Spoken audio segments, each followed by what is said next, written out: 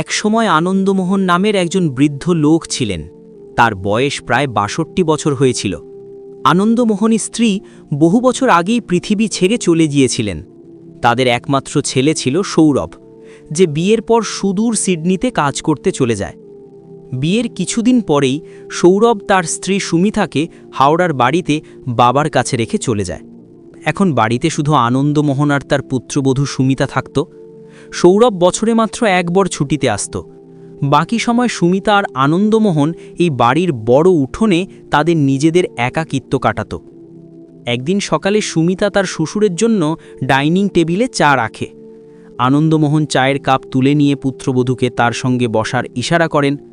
কিছুক্ষণ পর তিনি গম্ভীর কণ্ঠে বলেন, বেটি, আমি একা থাকতে থাকতে খুব ক্লান্ত হয়ে পড়েছি।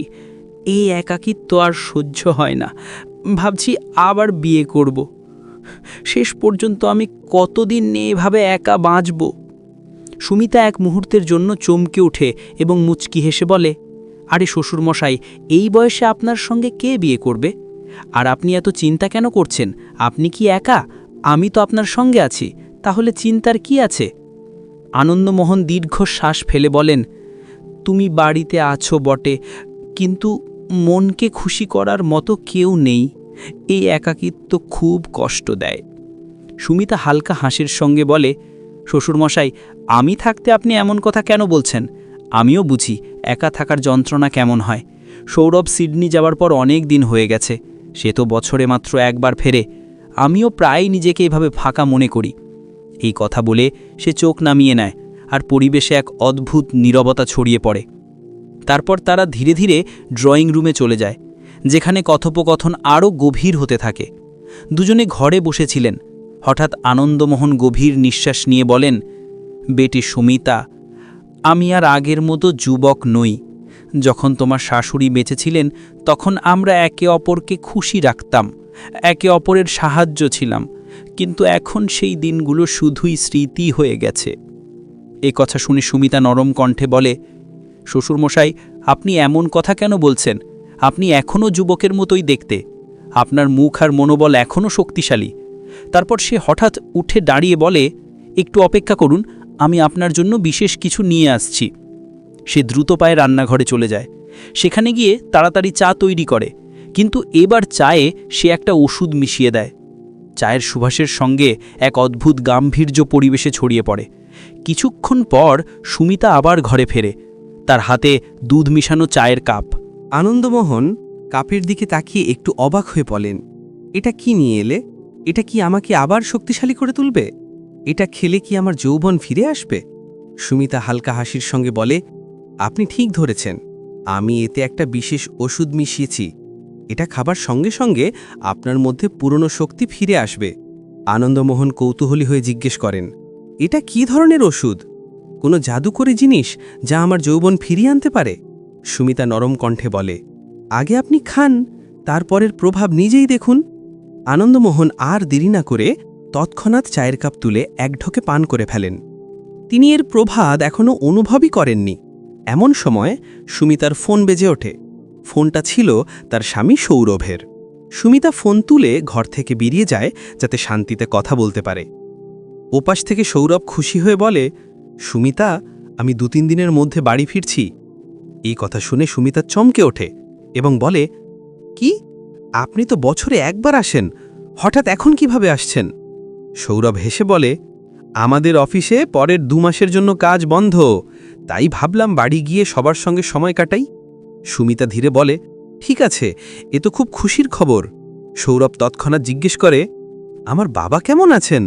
সুমিতা হালকা কণ্ঠে বলে, আপনার বাবা তো এইমাত্র ঘরের ভিতর থেকে আমাকে ডাকছিলেন। এরপর দুজনে আরও কিছুক্ষণ কথা বলে। তারপর সুমিতা ফোন কেটে দিয়ে ঘরে ফেরে। ভেতরে গিয়ে দেখে আনন্দমোহন বিছানায় গভীর ঘুমে আচ্ছন্ন। তার মুখে শান্তি আর তৃপ্তির ছোঁয়া, যেন অনেক বছর পর তিনি আরাম পেয়েছেন। বাইরে সন্ধে নামছে, আর পুরো বাড়িতে এক রহস্যময় শান্তি ছড়িয়ে পড়ে। রাত হয়ে গিয়েছিল, তাই সুমিতা খাওয়া দাওয়া করে নিজের ঘরে গিয়ে ঘুমিয়ে পড়ে। সকালে যখন সূর্যের কিরণ উঠোনে ছড়িয়ে পড়ে, তখন সে অভ্যাস মতো শ্বশুরের জন্য চা বানিয়ে তার ঘরে নিয়ে যায়। আনন্দমোহন পুত্রবধূকে দেখেই খুশি হয়ে বলেন, বেটি, আজ আমি নিজেকে খুব হালকা আর খুশি মনে করছি। কাল তুমি যে দুধের চা দিয়েছিলে তার স্বাদ তো অপূর্ব ছিল। সুমিতা মুচকি হেসে বলে, ভালো কথা শ্বশুরমশাই, আপনার পছন্দ হয়েছে। এমন সময় দরজার বেল বেজে ওঠে। বাইরে গিয়ে দেখে সৌরভ এসে গেছে। সুমিতা তার স্বামীকে দেখে খুশিতে তার গলা জড়িয়ে ধরে। অনেকদিন পর বাড়ির পরিবেশ আনন্দে ভরে ওঠে। পরের দিনই সৌরভ তার বাবা এবং স্ত্রীকে বলল, আমরা 3 জন মুম্বাই চলি, কয়েকদিন ঘুরে ফিরে সময় কাটাই। কয়েকদিন পর 3 জনেই মুম্বাইয়ের উদ্দেশ্যে রওনা হয়ে গেল। সৌরভ সেখানে একটা বড় বাড়ি ভাড়া নিয়েছিল। তারা সবাই সেই বাড়িতে আরামে থাকতে শুরু করল। একদিন সৌরভ তার বাবাকে বলল, আমরা স্বামী স্ত্রী আজ সন্ধ্যায় বাইরে ঘুরতে যাচ্ছি। এটা শুনে আনন্দমোহন একটু বিরক্ত হয়ে বললেন, আর আমাকে একা ফেলে রেখে আমি এখানে একা বসে কি করব? সৌরভ নরম কণ্ঠে বলল, বাবা, আপনি একদম চিন্তা করবেন না। আমি আপনার দেখাশোনার জন্য একজন কাজের মেয়ে রেখেছি। সে সবসময় আপনার সঙ্গে থাকবে। আনন্দমোহন কিছুক্ষণ ভেবে বললেন, বেটা, এই পুরনো ফোনটা এখন আমার কোনো কাজে লাগছে না। এতে না ইন্টারনেট চলে, না ভালোভাবে কথা বলা যায়। আমাকেও একটা নতুন স্মার্টফোন কিনে দাও, যাতে সময় কাটাতে পারি। তিনি পকেট থেকে কিছু টাকা বের করে ছেলের হাতে দিলেন। সৌরভ তৎক্ষণাৎ বাজারে গিয়ে একটা নতুন স্মার্টফোন কিনে বাবার হাতে দিয়ে বলল, নিন বাবা, এখন আপনি দুনিয়ার সব কিছু দেখতে পারবেন। চাইলে ভিডিও, চাইলে খবর, সব আপনার হাতের মুঠোয়। সৌরভ আর সুমিতা ঘুরতে চলে গেল, কিন্তু বাড়িতে এখন শুধু আনন্দমোহন আর কাজের মেয়ে রয়ে গেল। কয়েকদিন পর সন্ধ্যায় আনন্দমোহন সোফায় বসে নতুন ফোন চালাচ্ছিলেন। তিনি প্রথমবার ইনস্টাগ্রাম খুলে ভিডিও দেখতে শুরু করলেন। হঠাৎ একটি মেয়ের রিল ভিডিও এলো, যেখানে সে তার মোবাইল নম্বরও দিচ্ছিল। আনন্দমোহনের এক মুহূর্তের দ্বিধার পর তৎক্ষণাৎ নম্বরটি কপি করে মেয়েটিকে ফোন করলেন। দুজনের মধ্যে কথা শুরু হলো। আনন্দমোহন ইতস্তত করে বললেন, বেটি, তুমি খুব সুন্দর দেখতে। তোমার হাসি মন ছুঁয়ে যায়। তার কথা শুনে ইনস্টাগ্রামের মেয়েটি হেসে উঠল এবং একটু প্রভাবিতও হলো। তারপর দুজনের মধ্যে দীর্ঘ কথোপকথনের সূত্রপাত হলো। ধীরে ধীরে মেয়েটিও এই বৃদ্ধ লোকটিকে পছন্দ করতে শুরু করল। কয়েকদিন পর ফোনে কথা বলতে বলতে আনন্দমোহন মেয়েটিকে বললেন, তুমি চাইলে আমার বাড়িতে আসতে পারো। তোমার সঙ্গে দেখা করে আমি খুশি হব। তিনি তৎক্ষণাৎ বাড়ির ঠিকানাও দিয়ে দিলেন। কয়েকদিন পর ইনস্টাগ্রামের সেই মেয়েটি সত্যিই আনন্দমোহনের বাড়িতে এসে হাজির হলো। দরজায় কড়ার নাড়ার শব্দ শুনে আনন্দমোহন দরজা খুলতেই সামনে এক তরুণী সেজেগুজে দাঁড়িয়ে। মেয়েটি ভেতরে এলে আনন্দমোহন তাকে সোফায় বসালেন। সেদিন আনন্দমোহন বিশেষভাবে চুলে তেল দিয়েছিলেন, হালকা পাউডার আর সুগন্ধি লাগিয়েছিলেন। ৬২ বছর বয়স হলেও তিনি আয়নায় নিজেকে যুবক দেখানোর চেষ্টা করছিলেন। মেয়েটি হেসে বলল, তাহলে কি আপনি আমাকে ওয়াইন খাওয়াবেন না? আনন্দমোহন একটুও দেরি না করে ফ্রিজ থেকে 2টো বোতল নিয়ে এলেন। দুজনে মুখোমুখি বসে ওয়াইন খেতে শুরু করল। পরিবেশ হালকা ও হাসি ঠাট্টায় করে উঠল। কিছুক্ষণ পর মেয়েটি চোখ নামিয়ে বলল, কেন আমরা দুজনে কোনো হোটেলে যাই না? সেখানে আরও মজা হবে। আনন্দমোহন একটু ইতস্তত করে বললেন, কিন্তু এই জায়গাটাও তো মন্দ নয়। মেয়েটি দুষ্টুমির হাসি দিয়ে বলল, হোটেলের মজাই আলাদা, সেখানে কেউ বাধা দেবে না। আনন্দমোহন অবশেষে রাজি হলেন। তিনি কাজের মেয়েকে ডেকে বললেন, আমরা দুজনে বাইরে যাচ্ছি, বাড়ির খেয়াল রেখো, আর এই কথা কাউকে বলো না। তারা দুজনে গাড়িতে চড়ে শহরের একটা বড় হোটেলে পৌঁছে গেল। সেখানে গিয়ে একটা ঘর বুক করে ভেতরে ঢুকল। ঘরে পৌঁছে মেয়েটি দুষ্টু কণ্ঠে বলল, এখানে এসে কেমন লাগছে? আনন্দমোহন মনের গভীর থেকে বললেন, প্রথমবার এমন একটা মেয়ের দেখা পেলাম যে আমার খেয়াল রাখছে, আমাকে খুশি করার চেষ্টা করছে। আমি তো নিজেকে ভাগ্যবান মনে করছি। মেয়েটি হেসে বলল, এটাই তো আমার কাজ, খুশি করা, কিন্তু এর বিনিময়ে আমার প্রচুর টাকা চাই। আনন্দমোহন হেসে বললেন, আমার কাছে অনেক টাকা আছে, যত খুশি নাও, শুধু আমার সঙ্গ দিতে থাকো। তারপর দুজনে কাছাকাছি এলো এবং সম্পর্কের সীমা ছাড়িয়ে গেল। কিছুক্ষণ পর মেয়েটি গম্ভীরভাবে বলল, আমি তোমার সঙ্গে বিয়ে করতে প্রস্তুত। তারা কথায় মগ্ন ছিল। হঠাৎ আনন্দমোহনের ফোনে কল এলো। ওপাশে তার ছেলে সৌরভ কঠোর কণ্ঠে বলল, এখনই বাড়ি ফিরে আসুন। আনন্দমোহন ঘাবড়ে গেলেন। তিনি তাড়াতাড়ি ঘর ছেড়ে সোজা বাড়ির দিকে রওনা হলেন। বাড়ি পৌঁছতেই সৌরভ রেগে জিজ্ঞেস করল, বাবা, আপনি এই বয়সেও বিয়ের কথা বলছেন, এসব কি? আনন্দমোহন কঠোর কণ্ঠে বললেন, আমার ইচ্ছা, বিয়ে করব কি করব না তা আমার ব্যাপার, এই টাকা আমার। আর বয়সের কথা বলতে গেলে আমি এখনো এত বুড়ো হয়ে যাইনি। কান খুলে শোনো, এই বাড়ি আমার, এখানে শুধু আমার ইচ্ছা চলবে। এই বলে আনন্দমোহন দরজা জোরে বন্ধ করে ঘরে ঢুকে গেলেন। আর পরিবেশে তিক্ততা ছড়িয়ে পড়ল। সৌরভ তার স্ত্রী সুমিতাকে উদ্বিগ্ন কণ্ঠে বলল, দেখো সুমিতা, বাবা এই বয়সেও বিয়ের জেদ ধরেছেন।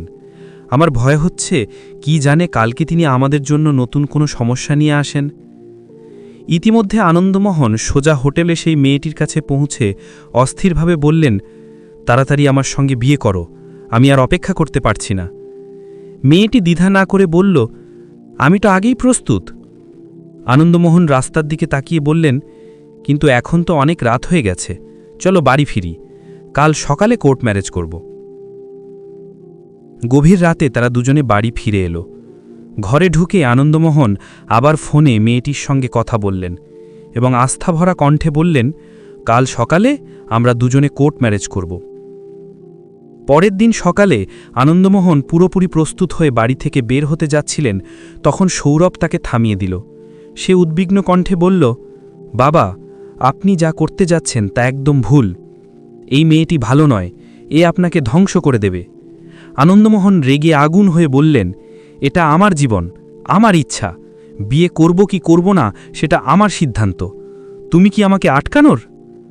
সৌরভ নীরবে বলল, আমার উদ্দেশ্য আপনাকে আটকানো নয়, শুধু বোঝানো। এই মেয়েটির বদনাম আছে, এ আপনার সম্মান আর বাড়ি দুটোই ডুবিয়ে দেবে। কিন্তু আনন্দমোহন তার কথা একটু শুনলেন না এবং দরজা জোরে বন্ধ করে বেরিয়ে গেলেন। দুপুর গড়াতেই আনন্দমোহন সত্যি কোর্ট ম্যারেজ করে সেই মেয়েটিকে তার স্ত্রী বানিয়ে বাড়ি নিয়ে এলেন। বাড়ির দৃশ্যই পাল্টে গেল। সৌরভ আর সুমিতা ঘরে বসে অবাক হয়ে একে অপর দিকে তাকিয়ে রইল। আনন্দমোহন তাদের ডেকে বললেন, এসো, তোমাদের দুজনকে আমার নতুন স্ত্রীর সঙ্গে পরিচয় করিয়ে দিই। দেখো, এখন তোমাদের মা। ইনস্টাগ্রামের মেয়েটি হেসে বলল, জি হ্যাঁ, আমারও একটা বড় ছেলে আর পুত্রবধূ আছে। আনন্দমোহন সুমিতার দিকে তাকিয়ে বললেন, বৌমা, আমরা দুজনে আমাদের ঘরে যাচ্ছি, খাবার ওখানে নিয়ে এসো। সন্ধ্যায় মেয়েটি খুশি হয়ে বলল, আজ আমাদের বিয়ের প্রথম দিন, এই খুশিতে হোটেলে খাওয়া যাক। তারা দুজনে আবার হোটেলে গেল, ঘর বুক করল এবং রাত সেখানেই কাটালো। সকালে সৌরভ যখন বাবার ঘরে উঁকি দিল, তখন ঘর খালি পেল। তার মন ভেঙে গেল। কিছুক্ষণ পর সুমিতা চা নিয়ে এলো। তখনই আনন্দমোহন তার নতুন স্ত্রীর সঙ্গে ফিরে এলেন এবং সোজা ঘরে চলে গেলেন। ঘরের ভেতর মেয়েটি দুষ্টু কণ্ঠে বলল, আমাকে আজ তাড়াতাড়ি যেতে হবে, কেনাকাটাও করতে হবে। আনন্দমোহন তৎক্ষণাৎ পকেট থেকে টাকা বের করে তার হাতে দিলেন। এই সব দৃশ্য সৌরভ নিজের চোখে দেখল। সে রেগে স্ত্রীকে বলল, এই মেয়েটি বাবাকে শেষ করে দেবে। এ প্রতিদিন নতুন নতুন চাহিদা তুলবে, কখন হোটেল, কখন গয়না, কখন কেনাকাটা। বাবা কতদিন এসব সহ্য করবেন? সৌরভ সাহস করে বাবার ঘরে গিয়ে মেয়েটিকে বলল, আমার বাবা তোমার প্রতিটি নখরা মেনে চলছেন, কখন হোটেলে নিয়ে যাচ্ছেন, কখনো কেনাকাটার জন্য টাকা দিচ্ছেন। এসব আর কতদিন চলবে? এটা শুনেই আনন্দমোহন রেগে আগুন হয়ে চিৎকার করে বললেন, সৌরভ, এ আমার স্ত্রী, এ তোমার মা, এ তোমার কাছে টাকা চাইনি, টাকা তো আমি নিজের খুশিতে দিয়েছি, তুমি কে হিসাব নিতে? ইনস্টাগ্রামের মেয়েটিও মাঝে মাঝে বলে উঠল, হ্যাঁ, আর শোনো সবাই, আমরা কোর্টে বিয়ে করেছি, এখন আমি এই বাড়ির মালকিন। এটা শুনে পরিবেশ আরও তিক্ত হয়ে গেল। আনন্দমোহন সুমিতাকে ডেকে বললেন, বৌমা, তোমার স্বামীকে ঘরে নিয়ে যাও, তাকে বোঝাও যেন আমাকে আর আমার স্ত্রীকে বিরক্ত না করে। সুমিতা নীরবে সৌরভকে তাদের ঘরে নিয়ে গেল। ইতিমধ্যে আনন্দমোহন আর মেয়েটি ওয়াইনের বোতল খুলে একসঙ্গে বসে পড়ল। মাঝে মাঝে মেয়েটি ব্যঙ্গাত্মক কণ্ঠে বলতে লাগল, তোমার ছেলে তোমার সঙ্গে কি ভাষায় কথা বলছিল? ভালোই হবে যদি সৌরভ আর তার স্ত্রীকে বাড়ি থেকে বের করে দাও। এই বাড়ি তো তোমার, ও তোমাকে কি দেয়? শুধু তোমার সিদ্ধান্ত নিয়ে প্রশ্ন তুলছে। আনন্দমোহন নেশায় ডুবে থাকা চোখে তাকে দেখে বললেন, তুমি একদম ঠিক বলছো, তুমি সত্যি খুব বুদ্ধিমান স্ত্রী। অন্যদিকে ঘরে বসে সৌরভ সুমিতাকে বলল, কয়েকদিন পর আবার আমাকে সিডনি যেতে হবে, কিন্তু আমি তোমার আর বাবার জন্য চিন্তায় আছি। এই মেয়েটি বাবাকে ধ্বংস করে দেবে। সুমিতা দীর্ঘশ্বাস ফেলে বলল, হ্যাঁ, যদি মা আজ বেঁচে থাকতেন তাহলে আমাদের এই দিন দেখতে হতো না। যাই হোক, তুমি চিন্তা করো না, আমি বাবার খেয়াল রাখব। তারপর রান্নাঘরে যাওয়ার আগে সে শ্বশুরের ঘরের দরজায় গিয়ে ধীরে বলল, বাবা, আমি সৌরভের জন্য চা বানাতে যাচ্ছি, ভাবলাম আপনাকেও জিজ্ঞেস করি। কিন্তু আনন্দমোহন কিছু বলার আগেই তাড়াতাড়ি মেয়েটি বলে উঠল, হ্যাঁ হ্যাঁ বৌমা, আমাদের জন্য চা নিয়ে এসো। সুমিতা চুপচাপ চা বানিয়ে শ্বশুরের ঘরের টেবিলে রেখে এলো। তারপর ফিরে এসে স্বামীকে চা দিয়ে ধীরে বলল, বাবার ওই মেয়েটি ঘরে বসে ওয়াইন খাচ্ছিল। সৌরভ দাঁত পিষে বলল, কি? আগে বাবা একা খেতেন, এখন ওর সঙ্গে মিলে? সকাল হলেই সিদ্ধান্ত হবে, হয় আমরাই বাড়িতে থাকব, নয় ওই মেয়েটি। রাতে কাজের মেয়ে খাবার তৈরি করে ডাইনিং টেবিলে সাজিয়ে দিল। সৌরভ আর সুমিতা একসঙ্গে বসে খাবার খেল। তারপর সৌরভ কাজের মেয়েকে বলল, বাবার ওই মহিলার খাবার ঘরে পৌঁছে দাও। কাজের মেয়ে খাবার ট্রেতে রেখে ঘরে দিয়ে এলো। ভেতরের দৃশ্য দেখে সেও অবাক হয়ে গেল। আনন্দমোহন আর মেয়েটি দুজনেই নেশায় ডুবেছিল। আনন্দমোহন টলতে টলতে কাজের মেয়েকে বললেন, শোনো, আজ থেকে তোমার নতুন মালকিনের বিশেষ খেয়াল রাখবে। কাজের মেয়ে নীরবে ফিরে এলো। সৌরভ আর সুমিতাও ক্লান্ত হয়ে তাদের ঘরে ঘুমিয়ে পড়ল। পরের দিন সকালে সূর্য ওঠার সঙ্গে সঙ্গে সৌরভ আগেই উঠে উদ্বিগ্ন হয়ে বসেছিল। সুমিতা চা দিতেই সে কঠিন কণ্ঠে বলল, আজ সব কিছু পরিষ্কার হয়ে যাবে, হয় আমরাই বাড়িতে থাকব, নয় ওই মেয়েটি। আজই সিদ্ধান্ত হবে। এমন সময় ঘর থেকে আনন্দমোহন আর সেই মেয়েটি উঠে বাইরে এলো। আনন্দমোহন পুত্রবধূকে ডেকে বললেন, সুমিতা বেটি, আমাদের জন্য চা দাও। সুমিতা কাপে চা ঢেলে শ্বশুরের হাতে দিল। তখন ইনস্টাগ্রামের মেয়েটি মুচকি হেসে বলল, তোমার পুত্রবধূ তো খুব ভালো। আর শোনো সুমিতা, আজ আমরা দুজনে দুপুরের খাবার হোটেলে খাবো। এই কথা সৌরভও শুনে ফেলল। সে রেগে ফেটে পড়ল, বাবার এই প্রতিদিনের তামাশা কতদিন চলবে? আপনি প্রতিদিন হোটেলে খেটে যাচ্ছেন, এই মহিলা যা বলে আপনি তাই করেন। আপনি কি এখন আপনার জীবনের সব নিয়ন্ত্রণ এর হাতে তুলে দিয়েছেন? আর তাছাড়া কয়েকদিন পর আমি আবার সিডনি চলে যাব, তখন আপনার কি হবে? আনন্দমোহনের মুখ লাল হয়ে গেল। তিনি উঁচু গলায় বললেন, সৌরভ, যদি তোমার এত সমস্যা হয় তাহলে তোমার স্ত্রীকে নিয়ে চলে যাও। এই মেয়েটি আমার স্ত্রী আর এই বাড়ি আমার। আমি আমার খরচ নিজের পেনশন থেকে করি। তোমাদের এখন এখানে থাকার দরকার নেই। আজ থেকে তোমরা দুজন আমার বাড়ি ছেড়ে চলে যাও, আর মনে রেখো, দুবার ফিরে এসো না। সৌরভের হৃদয় কেঁপে উঠল, কিন্তু সে দৃঢ় কণ্ঠে বলল, ঠিক আছে বাবা, আমরা এখনই চলে যাচ্ছি, কিন্তু মনে রাখবেন, এই মেয়েটি আপনার জীবন ধ্বংস করবে। আজ আপনি যে সিদ্ধান্ত নিলেন, কাল সেটার জন্যই আফসোস করবেন। ইনস্টাগ্রামের মেয়েটি ঘরের কোণে দাঁড়িয়ে সব শুনছিল। সে হেসে বলল, আরে এ কি, তোমরা বাবা ছেলে নিজেদের মধ্যে ঝগড়া করছো? যদি আমার জন্য ঝগড়া হয় তাহলে আমি চলে যাই। আনন্দমোহন তৎক্ষণাৎ হাত তুলে বললেন, না, তুমি কেন যাবে? এরা দুজন যাবে। সৌরভ আর সুমিতা, এখনই আমার বাড়ি ছেড়ে চলে যাও। সৌরভের হৃদয়ে ছুরির মতো আঘাত লাগল, কিন্তু সুমিতা তার হাত ধরে বলল, চলো, আজ থেকে আমরা এই বাড়িতে থাকব না। তারা দুজনে তাদের ঘরে গেল। সুমিতা ব্যাগ বের করে কাপড় গোছাতে লাগল। ভারী কণ্ঠে বলল, সৌরভ, আমরা দুজনে কোথায় থাকব? এই বাড়ি তো আর আমাদের নেই। সৌরভ ক্লান্ত কণ্ঠে বলল, এখন আর একটাই পথ আছে, আমরা দুজনে সিডনি ফিরে যাই। বাবা নিজেই আমাদের সঙ্গে সম্পর্ক ছিন্ন করেছেন। সুমিতার চোখে জল ছিল। সে ধীরে বলল, কিন্তু বাবার কি হবে? সৌরভ বেদনা ভরা হাসি দিয়ে বলল, বাবা আজ সিদ্ধান্ত নিয়েছেন যে আমরা তার কাছে পর। এখন এই বাড়ি তার, আমাদের নয়। দুজনে ব্যাগ তুলে নীরবে বাড়ি থেকে বেরিয়ে গেল। দরজা বন্ধ হতেই সুমিতা শেষবারের মতো বাড়ির দিকে তাকালো, যেন বছরের পর বছরের স্মৃতিকে বিদায় জানাচ্ছে। সময় কেটে গেল। সৌরভ আর সুমিতা সিডনি ফিরে গেল। ইতিমধ্যে আনন্দমোহন তার নতুন স্ত্রীর সঙ্গে একা থাকতে লাগলেন। কখনো তারা বাড়িতে বসে ওয়াইন খেত, কখনো হোটেলে খেতে যেত। কাজের মেয়ে প্রতিদিন এসব নিজের চোখে দেখত আর মনে মনে আফসোস করত। কিন্তু একদিন এমন ঘটনা ঘটল যা আনন্দমোহনের পায়ের তলার মাটি কেড়ে নিল। সন্ধ্যার সময় ছিল। আনন্দমোহন কাজের মেয়েকে ডেকে বললেন, শোনো, আমাদের জন্য চা বানিয়ে আনো। ইনস্টাগ্রামের মেয়েটি মুচকি হেসে বলল, আজ আমি তোমাকে চা বানিয়ে দেব। এই বলে সে রান্নাঘরে চলে গেল এবং কাজের মেয়েকে বলল, তুমি যাও, আজ সব আমি সামলালাম। কাজের মেয়ে নীরবে ঘর থেকে বেরিয়ে গেল। মেয়েটি তাড়াতাড়ি চা বানিয়ে তাতে অজ্ঞান করার ওষুধ মিশিয়ে দিল।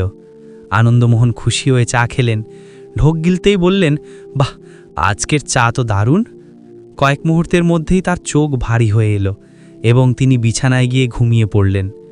মেয়েটি সুযোগ বুঝে আলমারি খুলল, সমস্ত গয়না আর নগদ টাকা ব্যাগে ভরে চুপচাপ বাড়ি থেকে বেরিয়ে গেল। রাত গভীর হওয়ার পর আনন্দমোহনের ঘুম ভাঙল। ঘর ছড়িয়ে ছিটিয়ে পড়ে আছে। তিনি চারপাশে তাকালেন, কিন্তু মেয়েটি গায়েব। আলমারি খুলে দেখলেন সেখানে শূন্যতা, গয়না আর টাকা সব গায়েব। তিনি ঘাবড়ে মেয়েটিকে ফোন করলেন, কিন্তু মোবাইল বন্ধ। কাজের মেয়ে ঘরে এলে আনন্দমোহন ঘাবড়ে জিজ্ঞেস করলেন, ও কোথায়? কাজের মেয়ে বলল, বাবুজি, কাল সন্ধ্যায় ও আমাকে বলেছিল তুমি চলে যাও, খাবার আমি নিজে বানাবো। এটা শুনে আনন্দমোহন মাথা ধরে বসে পড়লেন এবং সোজা থানায় গিয়ে পৌঁছলেন। সেখানে ইন্সপেক্টরের সামনে কাঁদতে কাঁদতে বললেন, স্যার, ওই মেয়েটি আমার সঙ্গে বিয়ের ভান করে গতকাল রাতে চায়ে নিশার ওষুধ মিশিয়ে আমাকে অজ্ঞান করে দিয়েছে এবং সমস্ত গয়না ও টাকা লুট করে পালিয়েছে।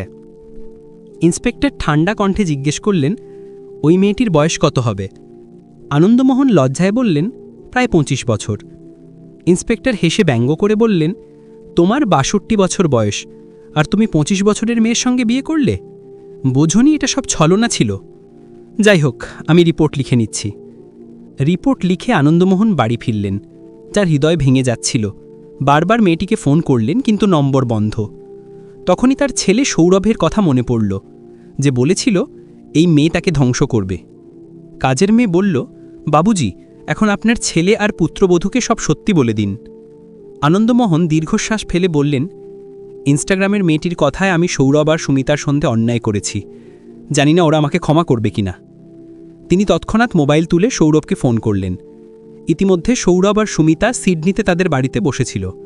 ফোন বাজতেই সৌরভ তুলে কঠোর কণ্ঠে বলল, বাবা, এখন আর কোনো হিসেব বাকি আছে? আনন্দমোহনের কণ্ঠ কাঁপছিল। বেটা, আমি ক্ষমার যোগ্য নই, কিন্তু দেরিতে হলেও আমি মানছি যে আমি বড় ভুল করেছি। আমাকে আর তোমার মায়ের মতো পুত্রবধূকে ক্ষমা করে দাও। ওই মেয়েটি আমাকে ধোঁকা দিয়েছে। সৌরভ তিক্ত কণ্ঠে বলল, বাবা, এখন আপনার নতুন বিয়ে বা ধোঁকার গল্পের সঙ্গে আমাদের কোনো সম্পর্ক নেই। আপনি আমাদের অপমান করে বাড়ি থেকে তাড়িয়েছিলেন। আমাদের আর আপনার মধ্যে এখন কোনো সম্পর্ক বাকি নেই। এটা শুনে আনন্দমোহনের হৃদয় ভেঙে গেল। তার চোখ দিয়ে জল পড়তে লাগল। তিনি ফোনে সুমিতাকে বললেন, বৌমা, তুমি তোমার স্বামীকে বোঝাও, আমাকে ক্ষমা করে দাও। সুমিতা ধীর কণ্ঠে বলল, বাবা, আমি সৌরভকে বোঝানোর চেষ্টা করব, কিন্তু আপনি যা করেছেন তার ক্ষত খুব গভীর।